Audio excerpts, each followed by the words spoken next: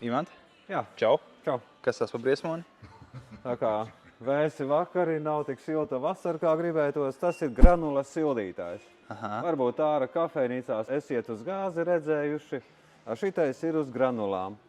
Paņem ieber šiten granulas iekšā, šiten te paņem rekurētais lūciņu vaļā, ar gāzes degli aizdedzina un smuka liesmiņa un apsilda terasi, vai kur jūs sēžiet ārā. Siltums nāk pa šeien ārā, tad sanāk? Viņš uz šeien izdalas un šitien smuka liesmiņa. Būs redzama, ja tā. Jā. Tīrīšanas lūkas.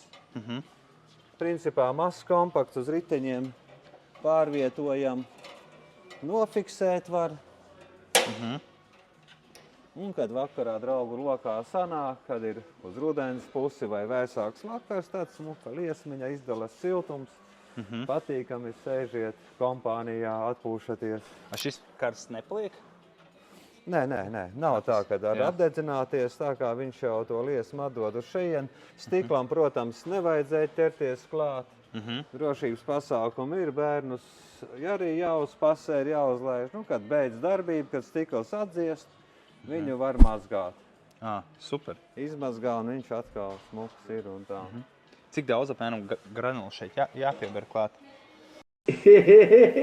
Sākumam kaut kādu puskīlo ieber, nu pēc tam var jau, ka iedegās, tad jau var ielikt un tad tikai patīr pelnus apakšā un dedzinā un tā kā vakaram pietiks ar to stobru.